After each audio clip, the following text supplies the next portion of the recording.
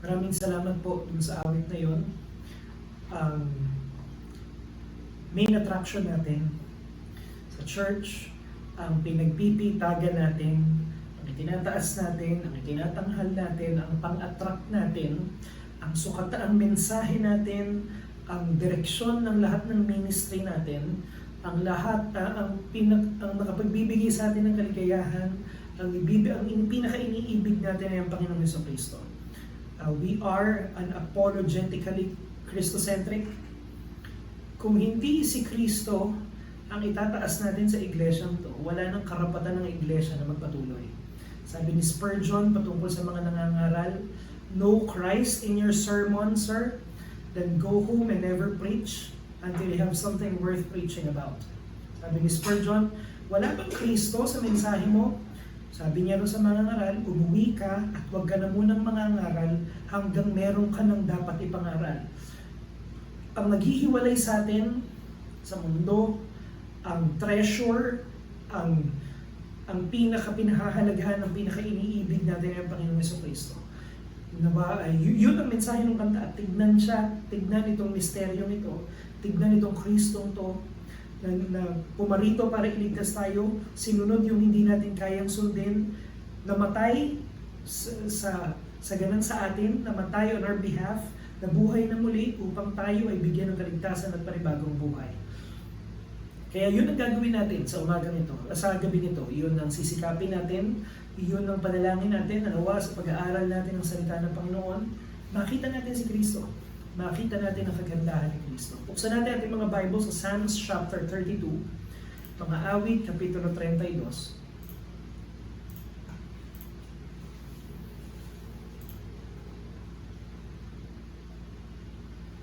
We will be reading verse 1 to 7. Psalms 32 verses 1 to 7.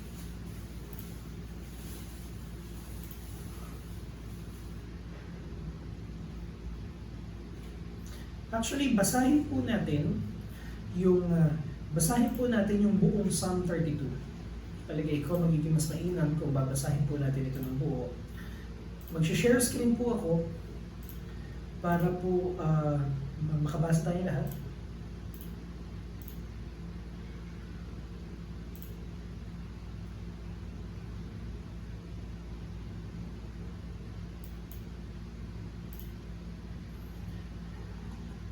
Yan, nakikita po ba natin?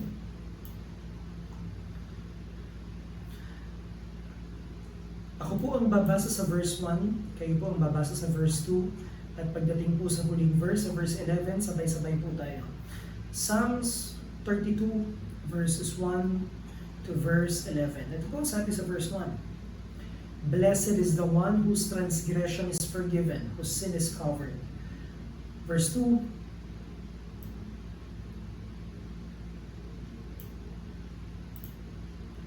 Verse 3, for when I kept silent, my bones wasted away through my groaning all day long. For day and night your hand was heavy upon me. My strength was dried up as by the heat of summer. Verse 5,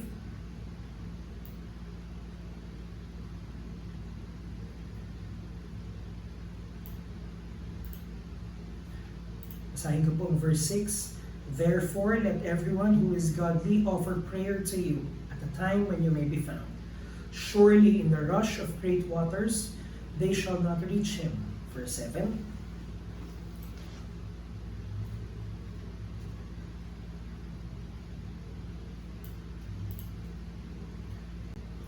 Verse 8.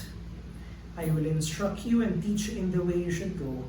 I will counsel you with my eye upon you. Verse 9.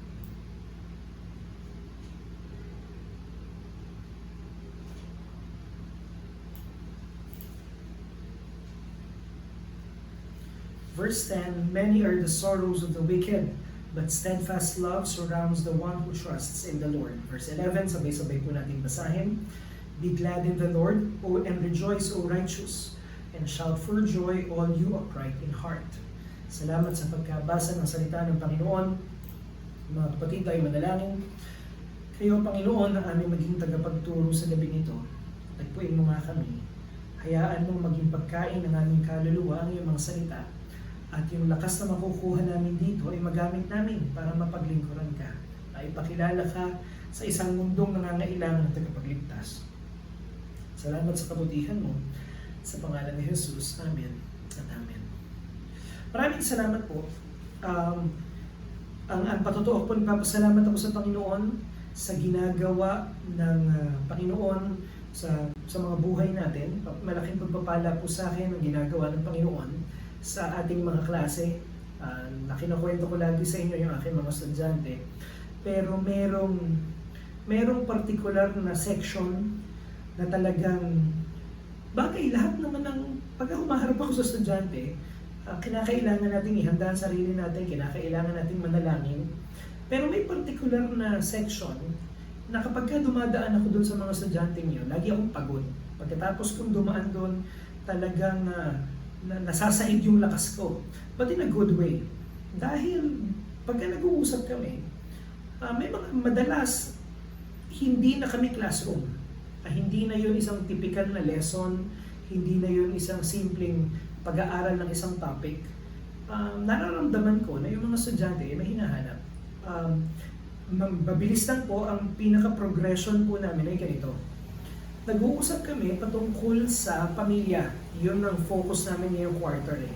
At ang pinag-uusapan namin, kasi last year, ang punto ng pag-aaral namin ay yun bang mga imperfection, tsaka yun bang mga yung mga kahinaan ng pamilya, paano ito nakaka-apekto sa buhay mo bilang isang mag-aaral, parang gano'n. Yun yung last year. Ngayon kasi, ang pinag-uusapan na namin ay,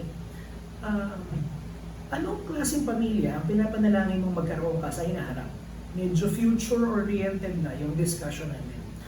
At isa sa mga bagay na pinag-aaralan namin, yung mga ginagawa natin ngayon at yung mga nakakasanayan natin, yung mga gawin natin ngayon, nakaka-apekto yun sa klase ng pamilya na magkakaroon tayo sa hinaharap. Okay? Or, to put it in other words, ang pinag-uusapan namin, anong dapat mangyari sa iyo ngayon para magkaroon ka ng isang healthy na pamilya sa hinaharap? Yun yung lesson. At pagkatapos nun, nauwi kami sa idea na meron ako isang magaling na estudyante at nagtanong kasi ako sa klase. Sabi ko, ano ang pinakamalaking kahadlangan? Ano ang humahadlang sa atin para magkaroon tayo ng isang healthy na family sa hinaharap? Nagtaas ang kamay yung estudyante ko at ang sabi niya, ako po. Wala na akong ibang maisip na pinakamagandang sagot na tinanggap ko sa klase.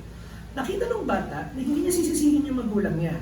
Hindi niya sisisihin yung paligid niya, hindi niya sisisihin yung kanyang lipunan. Sabi niya, ang sagot niya, ako ang pinakamalaking kahadlangan doon sa panalangin ko ngayon. Yung kahinaan ko, yung aking pagkakasala. Kaya nauwi yung usapan namin sa idea ng kasalanan.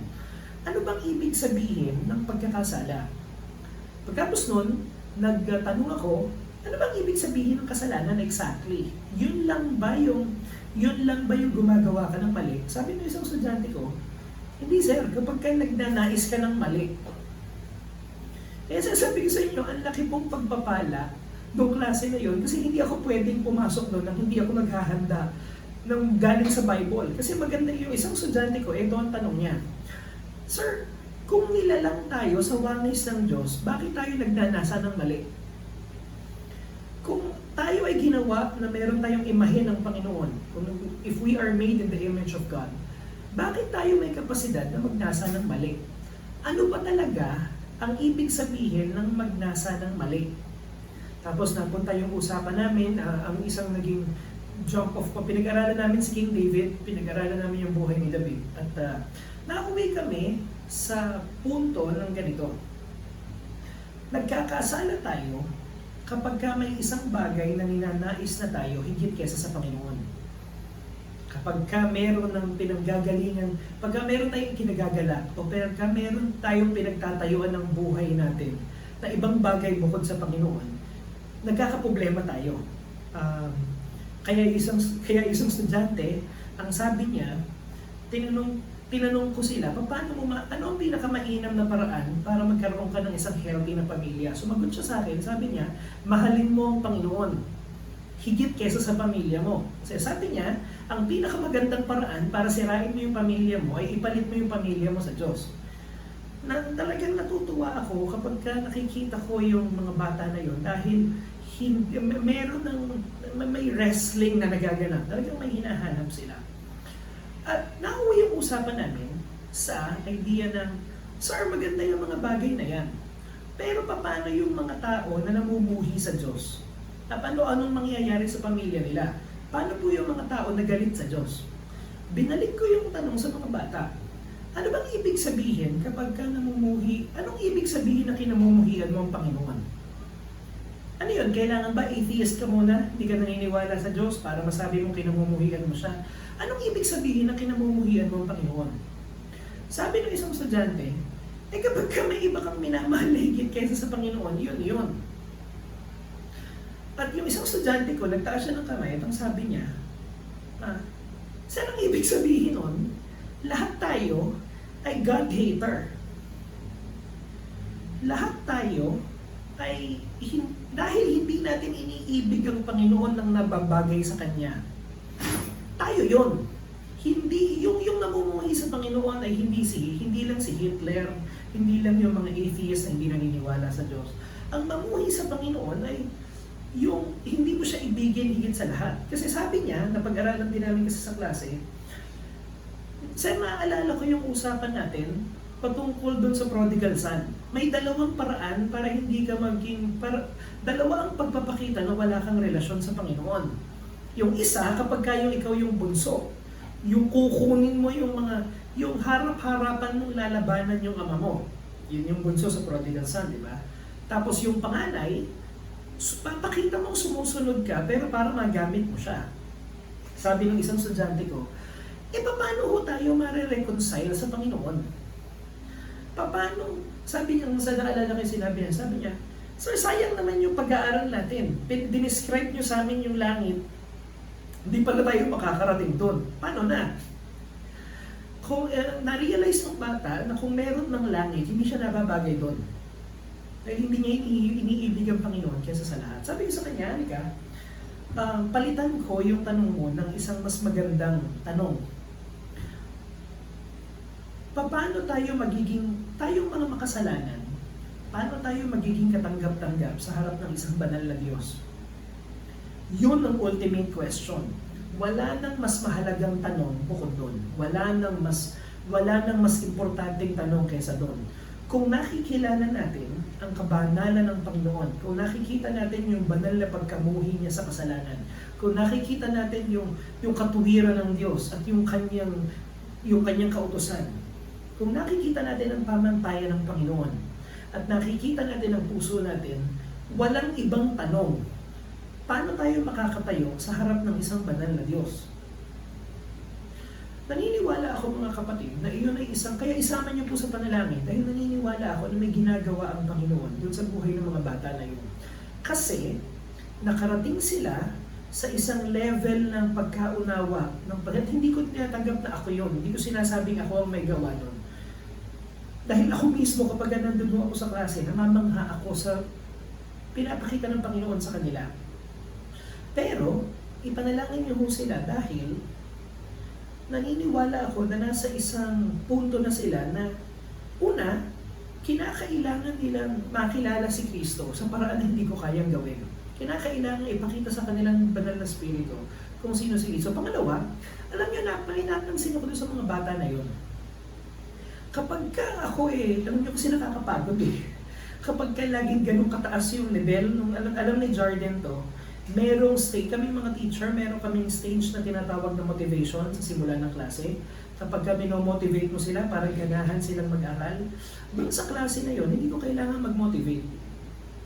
Hindi mo kumbaga sa uling, hindi mo sila kailangan pagbagayin, nagbabaga na sila. Alam nyo, baka minsan kinakapos ako ng lakas, napapagod ako, hindi lang naman kasi sila ang klase ko. Kaya minsan, kapag gusto ko ng, alam nyo ba yun, gusto ko ng kumambyo, gusto ko ng mag-minor, gusto ko bumalik muna sa good old-fashioned values education, magtuturo muna ng kagandahang asal at paggalang sa magulang. Alam nyo, napansin ko, hindi na nila na-appreciate yun. Don't get me wrong, naniniwala sila na dapat nilang igalang ang mga magulang nila. At yung mga bata na yon, hindi naman masama ang ugali talaga. Pero, tama nga siguro, pag natikman mo na si Kristo, hindi ka na pwedeng masatisfy sa substitute sa Kanya. Hindi na sila natutuwa kapag tinuruan mo sila ng good manners and right conduct lang, mahiwalay kay Kristo. Hindi na nila tatanggapin na sapat yun. Hindi na nila tatanggapin na sabihin sa kanila, o ganyan, pag uwi niyo, magpakabait kayo ha, mahal. Hindi ko sinasabing mali yun. Pero, meron silang nakitang treasure na mas mahalaga kaysa sa simpleng pagpapakaayos lang ng buhay. At alam niyo, isang bagay na napansin ko pa, doon sa klase na yon, marami akong tricks na pwedeng gawin. Pwede kong magpatawa, pwede kong mag-discuss, pwede kong gumamit ng makulay na PowerPoint, pwede ko silang alawin, pwede kong magpalaro sa kanila. Pero, alam niyo, naramdaman ko rin na iba ang kagalakan nila kapag si Kristo ang pinag-uusapan namin. At hindi ko inaasahan yun. After all, high school students na mga kausap ko, ano ba naman ang gugustuhin ng high school students? Kundi laro-laruin mo sila, pag-usapan niyo yung mga boyfriend at girlfriend nila, alam niyo yun, yung pasayahin mo sila, ibigay mo sa kwentuhan ko sila ng mga karanasan ko. Sure, nagugustuhan nila yun. Pero alam niyo, napansin ko sa kanila, iba yung I don't want to be melodramatic, pero iba yung kinang sa mga mata nila kapag nag-uusap kami ng Old Testament story, tapos tinuro yung na-realize nila na yung tinuturo ng kwento na yun ay si Kristo, meron silang nararamdamang something na hindi nang gagaling sa akin. Like for example, nung nakaraan kapag pinag-usapan namin na kung paano si David lumaban siya kay Goliath, tapos yung mga Israelite soldier naligtas kahit hindi naman sila ang lumaban. Alam niyo ba yung kwento ni David at ni Goliath na yung mga Israelite soldier nandun sa mga kampo nila nangangatog? Andun nagtatago yung mga Israelite soldier kasi hindi nila malaman paano lalaban kay David. Tapos si David, paano sila lalaban kay Goliath, Tapos si David, dumating siya, hinarap niya si Goliath, tapos nung nagtagumpay si David laban kay Goliath, yung tagumpay ni David ay parang tagumpay na rin ng mga Israelite soldiers, kahit na hindi sila karapat-dapat doon sa tagumpay ni David. Hindi sila yung lumaban doon sa higante, pero nung nanalo si David, parang sila yung nanalo. Sabi ko sa mga bata, ewan ko, familiar ba sa inyo yung kwento na yon? Meron na ba tayong nakita sa Bible na parang ganun ang itsura? Na merong ibang lumaban pero iba yung nakinabang? Sabi ng isang estudyante ko, yung ginawa ni Kristo. At kapag pinag-uusapan namin yon, ilang mga bagay ang napapansin ko. Una, merong tangking kagandahan si Kristo na hindi mo na kailangan lagyan ng dekorasyon. Napatunayan natin na ang pinakamagandang, kung gusto natin mag-attract ng mga tao sa church, kung gusto natin mag-attract ng mga tagapakinig sa patotoo natin, kung gusto natin ipakilala, kung meron taong gusto nating maligtas, hindi kailangan ng maraming tricks, hindi kailangan ng mabulaklak na pananalita, hindi natin kinakailangang iasa sa sarili nating mga devices kung paano maliligtas yung tao ngayon. Ipakilala natin si Kristo at si Kristo ay may tangking kagandahan sa Kanya. Ipakilala mo kung anong ginawa ni Kristo para sa mga makasalanan. Tignan natin kung paano sinunod ni Kristo ang kautusan. Tignan natin kung paano siyang ipinako sa krus, hinatulan ng Ama para sa atin. Yun mga kapatid ang main message natin . Yun ang meron tayo na wala sa mundo. Yung vicarious life and death ni Jesus Christ. Yun ang una. Pangalawa, ang isang napansin ko, hindi mo ma-appreciate si Christ. Yung mga mag-aaral na yun, hindi nila ma-appreciate si Christ hanggat hindi nila nare-realize yung lalim ng kanilang pagiging makasalanan. Walang panlasa yung mga self-righteous kay Christ. Hindi matutuwa ang mga tao kay Kristo hanggat hindi nila nalalaman na kailangan nila si Kristo. At hindi nila kakailanganin si Kristo hanggat hindi nila nakikita yung pagiging makasalanan nila. Ito palagay ko kasi sa mga pinakamahirap na parte ng ministry natin.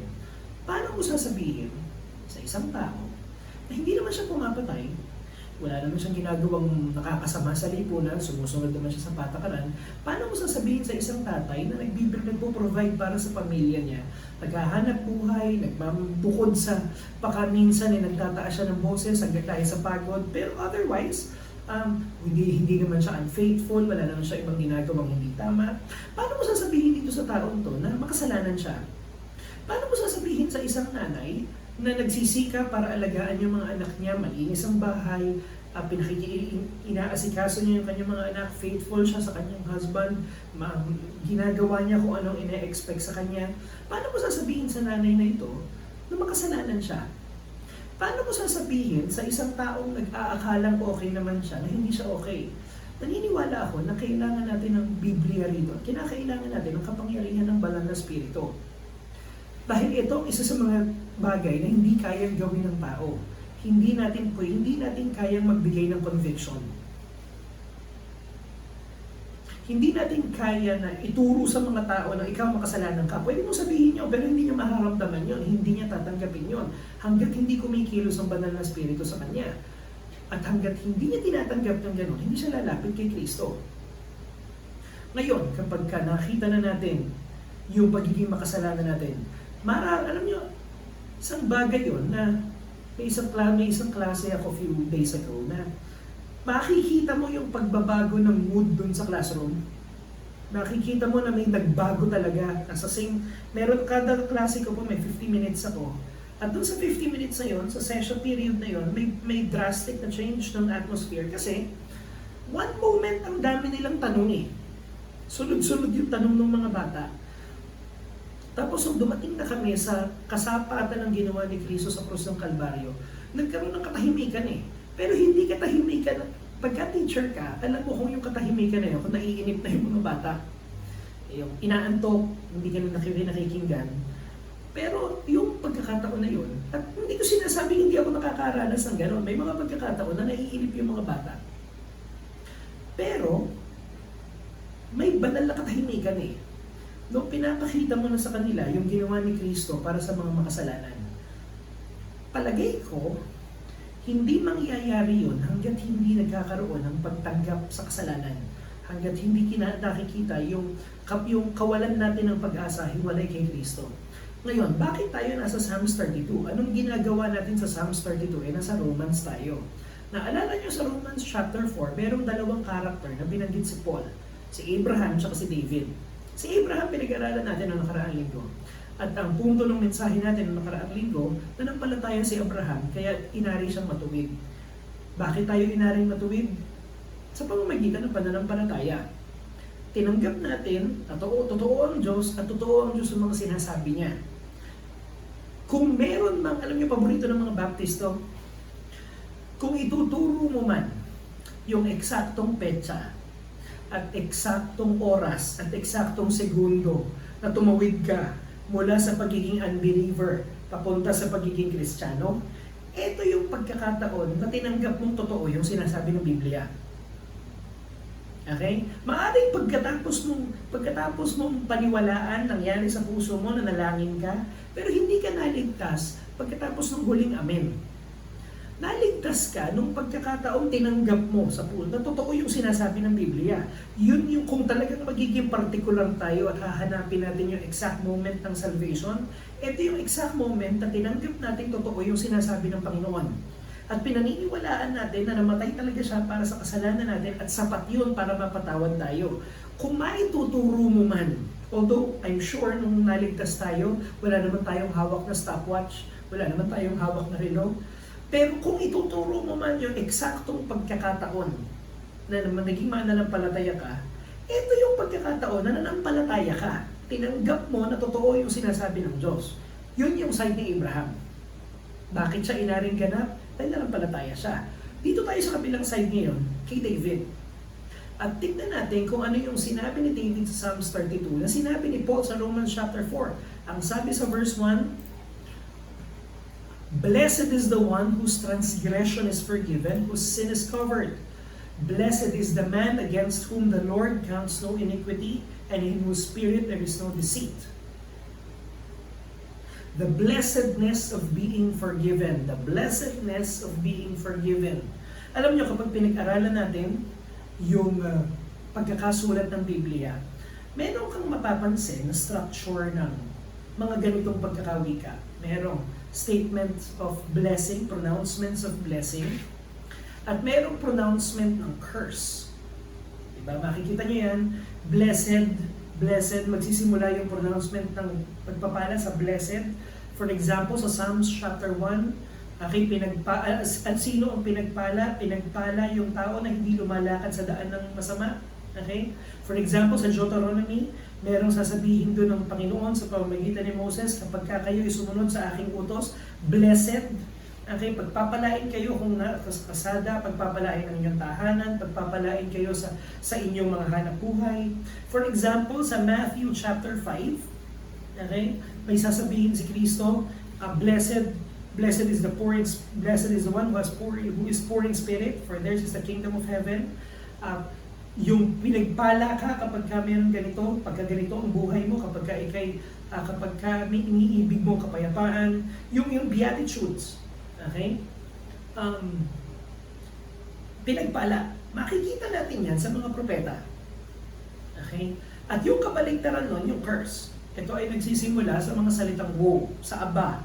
Sa aba mo, di ba, sabi ni Isaiah sa Isaiah chapter 6, woe unto me, sa aba ko, dahil nakita ko ang kabanalan ng Diyos at ako'y makasalanan. Yung isa, yung blessedness, statements yan ng blessing. Yung isa, statements ng curse. Pagka binasa niyo yung mga Bible niyo, lalo sa Old Testament, makikita niyo yun. Makikita natin ang Psalms 32 na example nito. Okay, lalo yung verse 1. Anong sinabi ng verse 1? Blessed is the one whose transgression is forgiven. Ito ay pronouncement ng pagpapala, but more than that, this is an exaltation. Ito ay pagdiriwang, pag binasa natin yung buong Psalms 32, ito ay pagdiriwang ng isang taong pinatawad. Alam niyo, may magandang tanong dyan. Kailan natin huling pinagdiwang yung katotohanan na pinatawad tayo?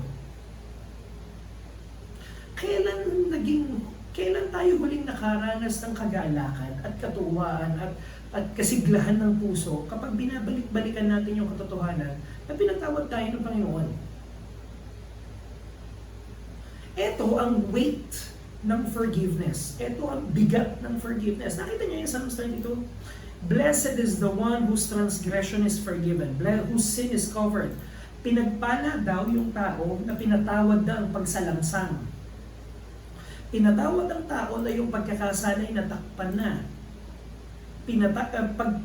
Malaking pagpapala ng tao na hindi na sinusumbatan ng Diyos sa kasalanan niya. At hindi na at ang sabi dito sa verse 2, and in whose spirit there is no deceit. Ito ang bigat ng pinatawad. Ito ang bigat ng forgiveness. Ito ang weight ng forgiveness. Alam niyo, isang bagay na na-realize ko.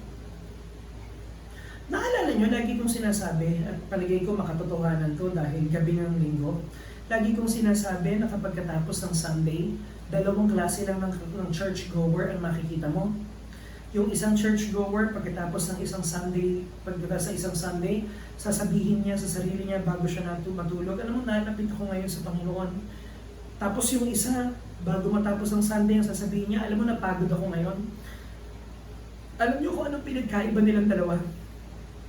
Ang pinagkaiba nung nalapit sa Panginoon dun sa napagod lang, yung nalapit sa Panginoon ay nagkaroon ng fresh na realization ng forgiveness ng Panginoon. Hindi siya naligtas ulit dahil hindi nawawala ang kaligtasan, pero nagkaroon siya ng panibagong pagtingin sa kabanalan ng Panginoon at sa lalim ng kanyang pagkakasala at sa laki ng ginawa ni Kristo sa krus. Kailan huling naging point ng worship natin yung idea na hindi ka na sinusumbatan ng Panginoon sa pagkakasala mo? Meron akong isang estudyante, hindi to galing sa doon sa section na kinukwento ko sa inyo, advisory ko siya. At itong estudyante kong to, mabait naman akwela, very transparent, pero maloko. Alam niyo kung sinong naaalala ko sa kanya? Alam niyo kung sinong maaalala, pag nakikita ko yung estudyante na yun, alam niyo kung sinong naaalala ko sa kanya? Nandiyan ba si Kim? O siya, si Kim. Pagka nakikita ko yung bata na yun, talagang ang pangalan ng Prince, pero ang nakikita ko doon sa bata yun parang si Kim. Isang beses itong si Kim, si Prince, may ginawang kalokohan sa school. Last year yun, may ginawa siyang kalokohan sa school. At nahuli siya sa kalokohan niya. At papatawag siya ng prefect of discipline. May meeting siya. Alam mo, nag-overthink yung bata. Talagang makikita sa mukha niya na hindi siya nakatulog ng gabi na yun. Talagang pagod na pagod yung mata niya. Na-torture siya nang iniisip niya, masususpindi ba siya? Papatawag ba yung nanay niya? Paano gagawin sa kanya ng magulang niya? At hindi siya makapangatwiran kasi talagang mali yung ginawa niya. Talagang wala na siyang lusot. Tapos kinausap niya ako, hindi niya pa ako advisor. Sabi niya sa akin, Sir, ang bigat ng pakiramdam ko paano ba to? Hindi ko na malaman ano gagawin ko. Sabi ko sa kanya, alam mo, parte ng proseso yan. Kinakailangan mong pagdaanan niya nang hindi mo na ulitin yung ginawa mo. Sabi ko sa kanya, alam mo yung pakiramdam na yan, yung unpleasant na pakiramdam na yan, sa susunod na gagawa ka ng kalokohan, tandaan mo yung pakiramdam na yan, ha? Huwag mong kakalimutan yan. Kaya enjoyin mo, talagang namnamin mo yung nararamdaman mo ngayon. Kasi parte yan ang pagtutuwid sa'yo. Nababagabag ka dahil may ginawa kang kalokohan. Nakausap siya ng prefect of discipline. At sa totoo lang, ang sabi sa kanya ng prefect of discipline, sige ha, warning lang to, huwag ka nang uulit. Unang beses mong ginawa kalokohan na yan, huwag ka nang uulit sa susunod, hindi mas mabigat na yung consequence. Alam niyo, itsura ng bata na yun, paglabas ng prefect of discipline, may imagine nyo para siyang nabulutan ng tinik, naalisan ng kabigatan, parang nung panahon na yun, gusto niya nang matulog Gusto niya nang magpahinga, kala mo gumraduate na siya, pero sa totoo lang, kasi nga, hindi naman nangyari yung inaasahan niyang masamang mangyayari. Mga kapatid, mas malala yung pinagdaanan natin. Una, hindi tayo haharap sa prefect of discipline. Haharap tayo sa isang banal na Diyos na nakakita ng lahat ng ginawa natin. Hindi school rules ang binali natin. Binali natin ang pamantayan ng isang banal na Diyos. Hindi suspension ang naharapin natin, pupunta tayo sa impyerno. Hindi ba katanggap-tanggap lang na nung sinabi sa atin na hindi lang tayo basta forgiven, pero tayo ay declared righteous. Tayo ay pinatawan ng kabanalan ni Kristo dahil yung kasalanan natin ay ipinataw sa Kanya. Hindi ba dapat merong epekto sa atin yun? Hindi ba dapat may kagalakang dinadala yun? Saan nagkamali ang saan nagkaroon ng problema ang pananampalataya natin? Na pwede nating tignan yung katotohanan na yun nang hindi tayo nagkakaroon ng kagalakan sa puso. Sobrang tigas at sobrang lamig naman ang pananampalataya natin na pwede mong alalahanin yung bagay na yun nang hindi ka nakakaramdam ng kahit na anong kagalakan sa puso mo. Isang bagay ang sigurado natin. Kapag ka tinignan mo ang ebanghelyo at hindi ka nakaramdam ng kahit na anong pagpapasalamat, una, baka hindi ka ligtas. Baka hindi mo pa nararanasan kaya hindi ka nagpapasalamat po. Pangalawa, kung ligtas ka, matindi pagkakasakit ng spiritual na buhay mo. Dahil kung hindi makapagbibigay sa iyo ng kagalakan, ng kapatawaran ni Kristo, anong makapagbibigay sa iyo ng kagalakan? Kung hindi ka na sinusumbatan ng Diyos ngayon, alam niyo, kahit na isang taon nating imensahe ito, palagay ko hindi magiging mali Hindi sobra yun Hindi natin nauunawaan kung gaano kalaki ang pagkakasala natin sa Diyos, kaya hindi natin nalalaman kung gaano kalaking utang ang binayaran ni Kristo sa krus. Hindi lang tayo basta imperfect people na nadapa, tapos tinulungan ni Kristo tumayo, tapos takbo ulit. Hindi, mga bangkay tayo. Patay tayo sa sarili natin, wala tayong magagawa. Nasukat makukuha natin ang kapatawaran ng Panginoon. Lahat ng maling gawa natin, kasalanan. Lahat ng mabuting gawa natin, masama pa rin dahil sa motibo natin. Pinatawad tayo ng Panginoon. Ang tanging magandang tugon doon ay sabihin, pinagpala ang taong pinatawad na ng Panginoon. Ito ang katayuan ng isang mananampalataya. Ito ang katayuan ng isang anak ng Diyos. Ito na ho ba ang katayuan nyo? Ito na ba ang kalagayan natin? Dalawang bagay, pinatawad ka na ba ng Panginoon? Nalaman mo bang pinatawad ka na niya? Pangalawa, nag-aalala ka ba dun sa katotohanan na yon? Ito ang nagbibigay ng freshness at nagbibigay ng vibrancy sa pananampalataya natin. Dahil tinugunan ng Panginoon sa pamamagitan ng kamatayan ni Kristo, yung pinakamalaki nating pangangailangan. Ito ang pangangailangan pinakamalaki natin na mapatawad tayo ng isang banal na Diyos. Ito ang main struggle eh. Ngayon, yun yung weight ng forgiveness.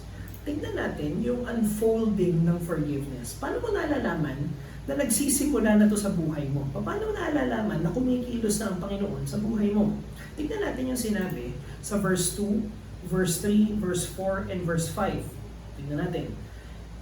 Blessed is the man against whom the Lord counts no iniquity, in whose spirit there is no deceit. For when I kept silent, sabi nung manunulat, nung ako'y nanahimik, my bones wasted away through my groaning all day long. For day and night your hand was heavy upon me, my strength was dried up as by the heat of summer. Nakita ba natin yung sinasabi ng mga awit dito? Naramdaman nyo na ba yun?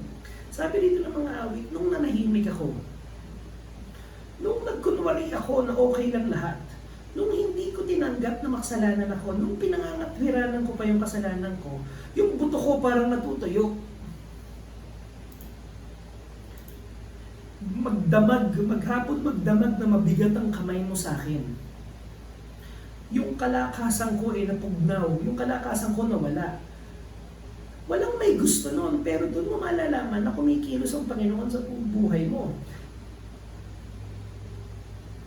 Ang pinakamalala na spiritual na pagkakasakit ay yung spiritual na pagkakasakit na walang obvious na sintomas.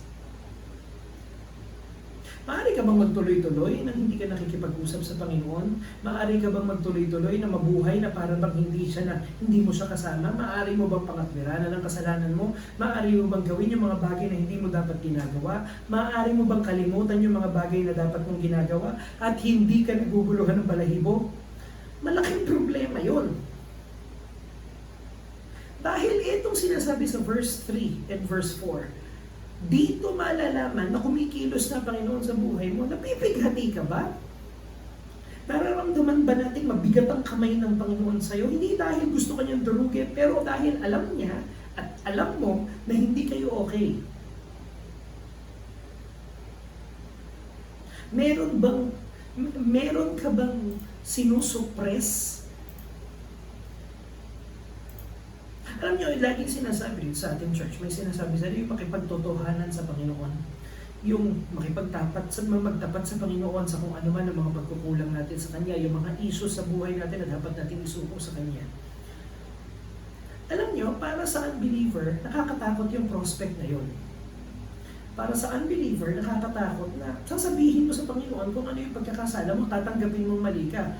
Pero ilang beses na nating nararanasan na alam mo may issue sa buhay mo, may mali kang ginagawa, tapos humarap ka sa Panginoon at nakipagtotohanan ka sa Kanya at sinabi mo, Panginoon, hindi may problema talaga ako Hindi ba napaka-liberating yung experience na yun?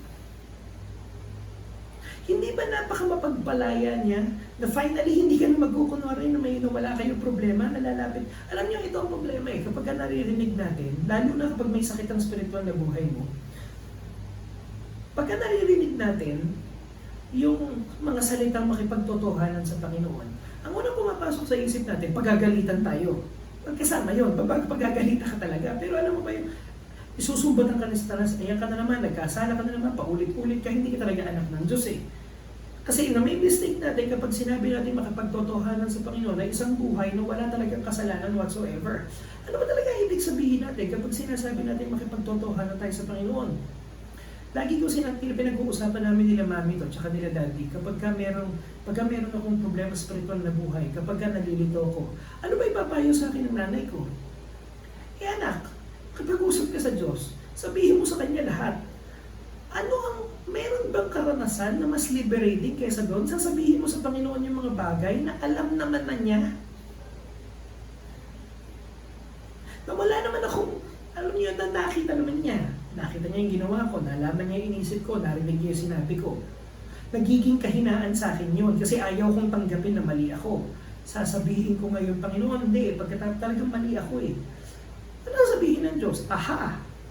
Sinasabi ko na nga ba eh. Yung ba sasabihin sa'yo ng Diyos? Matagal ko nang inaantay, alam ko may ginagawa kang kalokohan eh. Yari ka ngayon. Yung ba gagawin sa'yo ng Diyos? Hindi ba gagawin sa'yo ng Diyos? Alam ko naman, nakita ko eh. Nung niligtas kita, alam ko namang gagawin mo rin yan eh. Pero niligtas pa rin kita. Sabi ni J.I. Packer, ito ang pinakamalaking kagaanan sa puso natin. Yung pag-ibig ng Panginoon ay hindi superficial at hindi ideal na para bang, mamahalin kita ha, pero hindi ko alam kung anong gagawin mo bukas.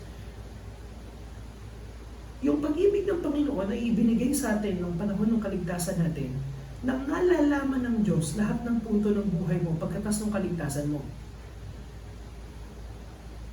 Kung sinabi ng Panginoon kay Kuya Joel, nung araw na naligtas siya, ligtas ka, anak kita. Alam niyo ba na nung sinabi ng Panginoon yun, alam na ng Panginoon kung anong gagawin ni Kuya Joel simula nung panahon na yon hanggang bawian siya ng buhay? Na walang tayong gagawin, wala tayong sasabihin, na ikagugulat ng Panginoon, kasi sasabihin ng Panginoon, pambihira, niligtas kita, hindi ko alam, ganyan ka pala. Ay pambihira ba, bawiin ko na. Nung panahon, dinampot tayo ng Panginoon sa lusak ng kasalanan. Alam niyo kung anong pangalam niya? Alam niya yung mga lusak ng kasalanan na tatapakan pa natin pagkatapos natin maging Kristiyano at niligtas ka pa rin niya. Hindi natin ito sinasabi para pababawi ng kaligtasan, pero ito sinasabi, kung alam natin may problema, kung alam natin hindi ayos, kung alam natin na merong hadlang sa relasyon natin sa Panginoon, anong dahilan ba't hindi pa tayo lalapit?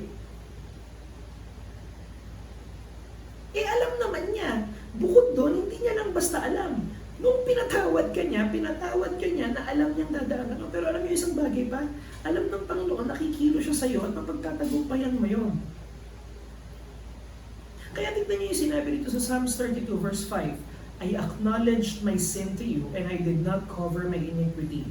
I said, I will confess my transgressions to the Lord and you forgive the iniquity of my sin. Kinilala ko na may makasalanan ako sa iyo at hindi ko ito pinagtakpan. Sinabi ko, aking ipagtatapat ang aking pagsalangsang sa Panginoon at pinatawad mo ko sa aking pagkakasala. Tama na sabihin na yan ang karanasan ng Kristiyano at the moment of conversion. Nung panahon na naligtas tayo, ganyan yun nangyari sa buhay natin. Pero hindi ba yan din naman ang nangyari sa buhay natin kahapon? Itong isang araw, itong nakaraang linggo. Hindi natin sinasabi to na para bang, sige, magkasala ka na, pwede ka naman humingi ng tawad sa Panginoon. Pero kung nagkasala ka na talaga, ano dapat mong gawin? Hindi, pahihirapan ko muna yung sarili ko para kapag humingi ako ng tawad sa Panginoon, kahit pa paano may kabuluhan. Kasi nakakahiya naman, gagawa ako ng kasalanan, lalapit ako agad. Ano yun, parang wala lang. Anong gagawin mo? Nagkasala ko, ano gano'n na lang yun. Hindi, hagupitin ko muna ang sarili ko. Dito muna ako. Alam niyo yun, yung time out muna. Face the wall muna. Pahirapan ko muna ang sarili ko. Mga 3 araw, magiging miserable muna ako. Hindi muna ako mananalangin. Magiging malungkot muna ako. Babagbagin ko muna loob ko. Tapos kapag durug-durug na ako, tsaka na ako lalapit. Para naman hindi masabing cheap yung biyaya ng Panginoon. Hindi, ang paanyaya sa atin, huwag ka magkasala. Sa biyaya ng Panginoon, huwag ka magkasala. Pero kung nagkasala ka, ang gagawin mo, di lumapit ka na.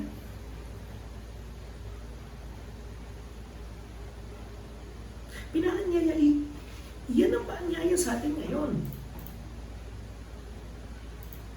Ganyan natin naranasan ng kaligtasan noong unang araw na maging Kristiyano tayo. Tanong ko sa mga pinag-aaralan namin sa klase, yung kwento ni David. Alam niyo, nagkasala siya kay Bathsheba, dumating si Nathan ni Nathan si David. Tapos pagkatapos nung mahabang kwento ni Nathan na ilustrasyon ng pagkakasala ni David, ang sabi ni Nathan, anong gagawin ko rito sa karakter sa kwentong ito? Yung nagkasala. Sabi ni David, dapat namatayan, napakasama niyang tao sa kwento na yan. Sabi ni Nathan, tinigyan siya ni Nathan sa mata, tapos ang sabi ni Nathan, David, ikaw yun. Yung tinutukoy ko sa kwento, Ikaw yun, nakita ng Panginoon lahat ng ginawa mo kay Bathsheba, kumuha ka ng hindi mo asawa, pinapatay mo pa yung asawa. Pagkatapos ng lahat ng ginawa ng Panginoon sa'yo, David, ikaw yun, may kasalanan ka. Malaki problema mo, David. Sabi ni David, nagkasala ako sa Panginoon. Sabi ni Nathan, at inalis na ng Panginoon yung pagkakasala mo. Alam niyo, tinanong ko yung mga estudyante ko, may problema ba kayo ron sa verse na yun? Kasi binasa natin yung kasalanan ni David, mga 2 chapter, ang haba-haba, napakadetalyado. Lahat ng nasa isip ni David, lahat ng ginawa niya, lahat ng pagkatakip, napakarumi. Alam niyo, hirap nga ako na ipaliwanag sa klase yung pagkakasala ng David, kasi nakakarimarim talaga eh. Talagang, kinuwento ko sa mga bata, imagine niyo, man after God's own heart, nakita niyo ginawa? Talagang nakikita mo sa mga mukha ng mga estudyante, yung epekto ng kwento talagang hindi tama. Talagang mali si David. Tapos nung pinarusahan siya, mararamdaman mo yung climax ng kwento eh. Nandun na yung propeta, nakatingin kay David, si David maangan pa. Tapos bigla niya sinabihan ni Nathan, David, ikaw yun eh. Tapos, ang nangyari doon sa kwento, sa isang verse, ang sabi ni David, nagkasala ako sa Panginoon. Ang sabi ni Nathan, at pinawi na ng Diyos yung pagkakasala mo. Ang sabi ng mga estudyante ko, Sir, ganun lang yun? Akala ko ba banal ang Diyos? Ba't hindi tinamaan si David nung panahon na yun? Ba't hindi siya kinain ng lupa ng buhay? Ganun lang yun, sir. Si Uriah patay, si Bathsheba nasira ang marriage. Okay? Gumawa siya ng karumal-dumal na kasalanan. Ang tindi ng pagsisinungaling, winalang halaga niya yung kabutihan ng Panginoon sa kanya. Tapos sa isang verse, ang sabi ni David, nagkasala po ako sa Panginoon. Sabi ni Nathan, ay pinapawid na ng Diyos yung kasalanan mo. Bakit? Paano mapapatawad ng ganong kagaan? Itong si David na napakarumi ng kasalanan. Sabi ng mga estudyante ko, it's not fair. Alam niyo kung ano bang hindi fair? Parang tayo yun eh. Paano sa laki ng pagkakasala natin, sa laki ng paglabag natin sa kautusan ng Panginoon, kapag nanampalataya tayo sa Panginoong Hesukristo, papatawarin tayo, ganun lang. Hindi tayo hahagupitin, hindi tayo didisiplin, hindi tayo pagbabayarin. Wala kang gagawin, wala kang i-recite na panalangin. Walang pagdurusa. Alam natin, sabi ni John Piper, paano mo malalaman? Kapag tama na yung minimensahe mo patungkol sa biyaya, kapag minensahe mo yung biyaya, tapos ang tanong ng mga tao, paano yun? Madaling abusuhin. Yun ang senyales na tama na yung minimensahe mo. Kasi yung totoong nature ng grace ay ganon. Kasi hindi mo sukat mapaniwalaan na ganon ka. Ano yung pinatawad na ako? Paano papatawarin ng Panginoon yung mga makasalanan kagaya natin ng pagkalaki-laki ng pagkakasala? Sabi nung sumulat ng Psalms 32, sinabi ko sa Panginoon, pinagtapat ko sa Panginoon yung aking pagsalamsa at pinatawad niya ako. Tanong ko sa mga estudyante, anong makapagpapabago sa puso ng tao? Anong makapagpapabago sa pagnanasa ng tao? Kasi sabi ko, at tama ito, alam nyo to, yung action pwedeng disiplinahin.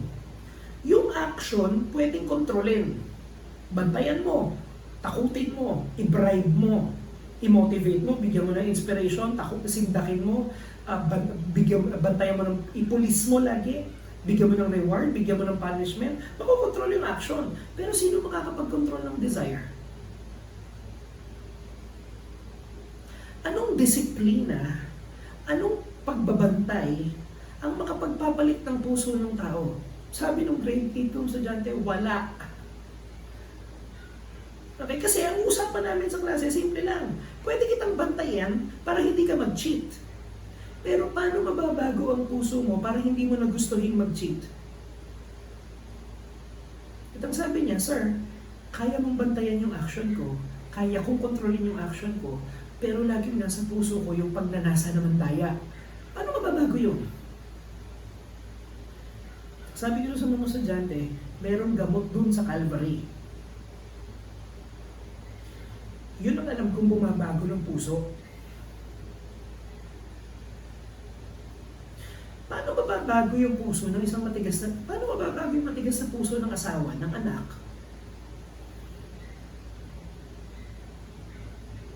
Paano tatanggap ang isang proud na makasalanan talaga siya? Merong gamot dun sa Calvary.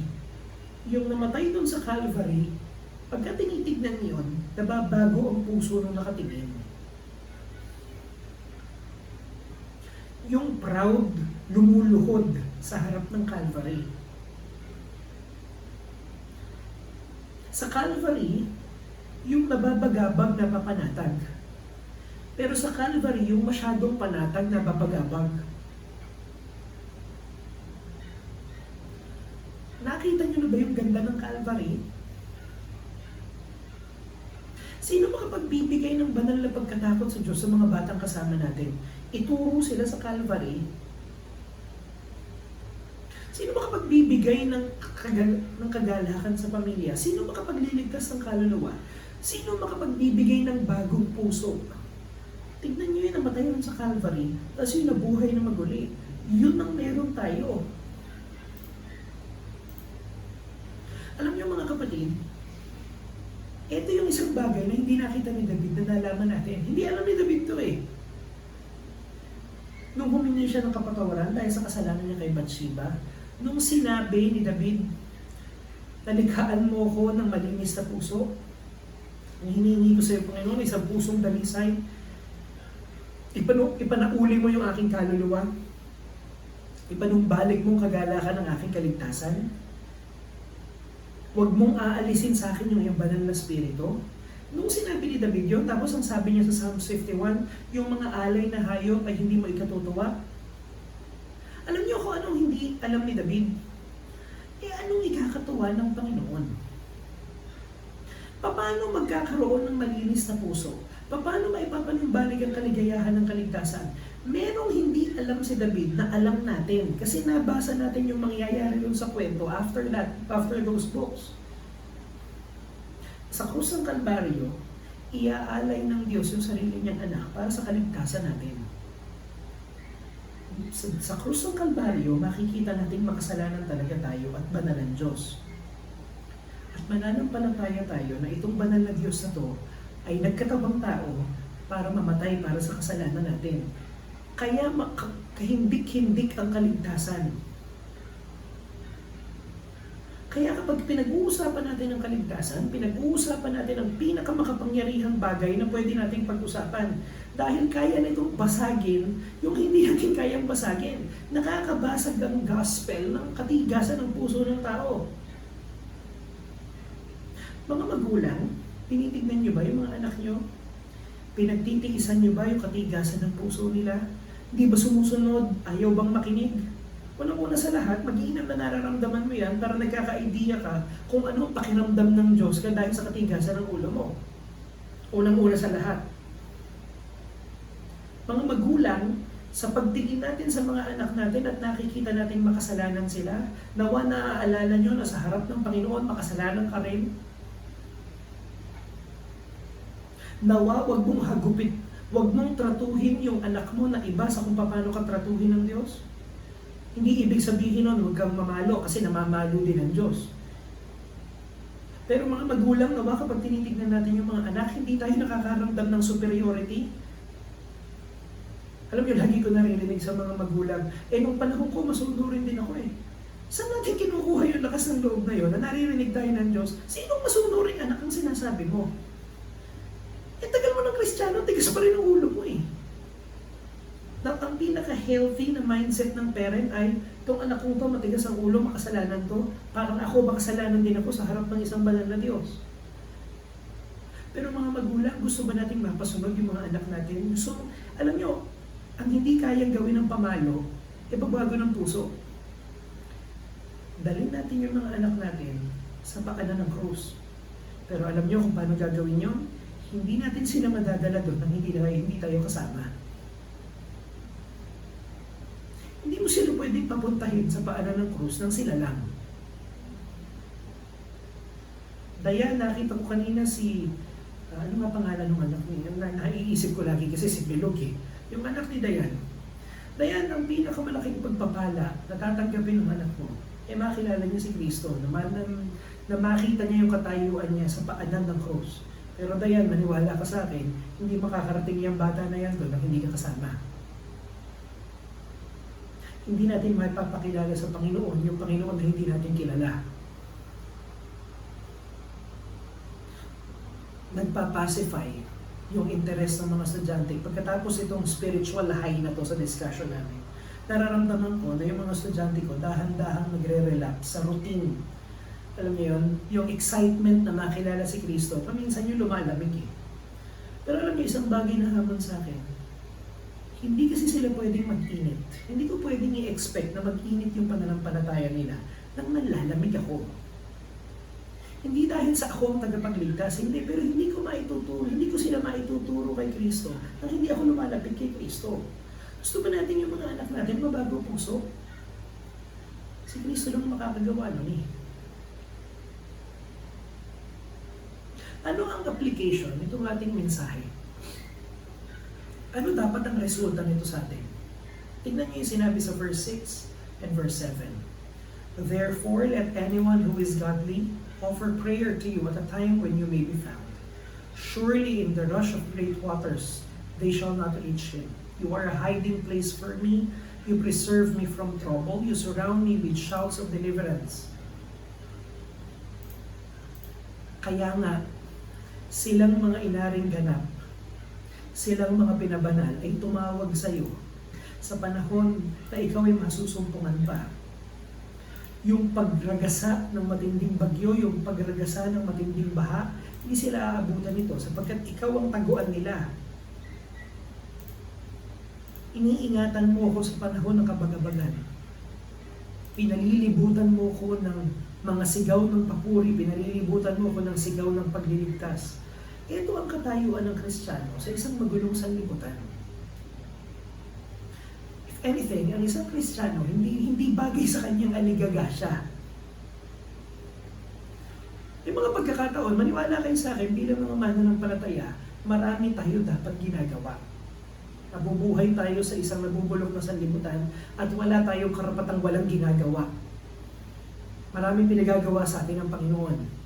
Maraming inuutos sa atin ng Panginoon. Amen. Pero alam niyo, na nakaraang linggo, meron akong kaibigan na lumapit sa, nagkukwentuhan kami. Siya'y bigat na bigat. Dahil sa dami ng ginagawa niya sa kanilang church, hindi na siya nagkakaroon ng personal na pagkakataon para makausap ang Panginoon ng sarilinan. Alam niyo, ang Kristiyano ay dapat naglilingkod, pero hindi bagay sa Kristiyano ang aligaga. Hindi bagay sa Kristiyano ang trouble. Ang Kristiyano dapat nagsaserve. Ang Kristiyano excited mag-serve. Ang Kristiyano may burden sa heart niya. Pero alam niyo, iba yun sa Kristiyanong frantic. Paano natin malalaman? Simple lang. Natapos ang linggo. Sino sa atin dito ang nagkaroon ng pagkakataon na makipag-usap sa Diyos? Linggo. Makapanalangin. Kasi kung hindi ka nakapag-pray ng araw ng linggo, sa natin, paano ka ngayon makakapag-pray ng araw na ng Lunes? Kung yung araw na inilaan para makipag-usap sa Panginoon, hindi ka nakipag-usap sa Panginoon, papangatwiranan mo ay araw-araw naman. Dapat laging nakikipag-usap sa Diyos. Oo nga, tama naman yun. Pero isipin mo, yung linggo, wala siyang pasok para mag-worship yung mga tao. Hindi ka nakipag-usap sa Diyos. Sasabihin mo ngayon sa akin, makikipag-usap ka sa Diyos pag may pasok na, kaduda-duda yun. Kapag ka, marami kong ginagawa kaya hindi nangyari. Kung maraming ginagawa ng araw ng linggo, kaya hindi ka nakipag-usap sa Panginoon, sa palagay mo ba makakapag-usap ka sa Panginoon ng araw ng Lunes?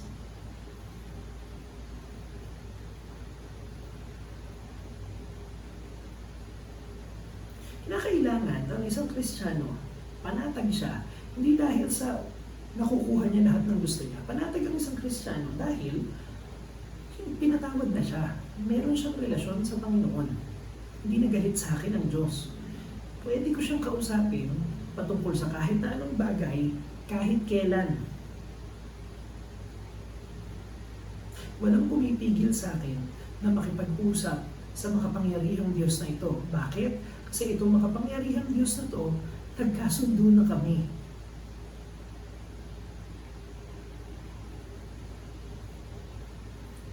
At dito na ako magtatapos. If anything, ang epekto dapat nito sa buhay ng isang mananampalataya, dapat nag-take na ng center stage ang Panginoon sa lahat sa buhay niya. Ito na dapat ang pinakamabigat na aspect, ang pinakamabigat na parte. I would say, hindi nga lang ito dapat parte ng buhay ng isang Kristiyano. In increasing intensity. Ito na buhay niya. Ito na ang treasure niya. Ito na ang pinakamahalaga sa kanya. Alam niyo, may napansin ako at minamahal ko yung school namin, malaking pagpapala sa akin. Pero may kahinaan kasi. Nitong nakaraang buwan, nakaraang linggo, pinalitan nila yung vision namin. Alam niyo, sa school may mga vision, di ba? Yung lumang vision, merong punto doon na magturo tayo upang yung mga tao, yung mga estudyante ay maging God-fearing. Mahaba yung vision eh. Ang sabi nila, dahil masyado nga daw mahaba yung vision, dapat paikliin. Pinaikli nila. At ang una nilang inalis ay yung God-fearing. I'm sure mayroong magandang paliwanag kung bakit nila ginawa yun. Pero alam nyo, habang nandun ako, pinagbubulay-bulayan ko yun.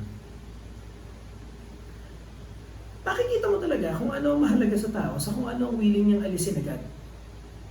Ano ang willing niyang sacrifice? Ano ang expendable?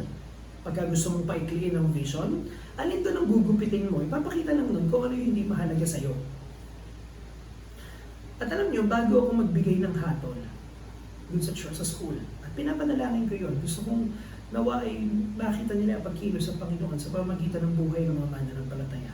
Pero naisip ko, kapag ka pressured, kapag ka busy, kapag ka maraming ginagawa, pagka gusto nating paikliin ng mga bagay-bagay, kung ano yung una nating tatabasin, yun yung hindi mahalaga.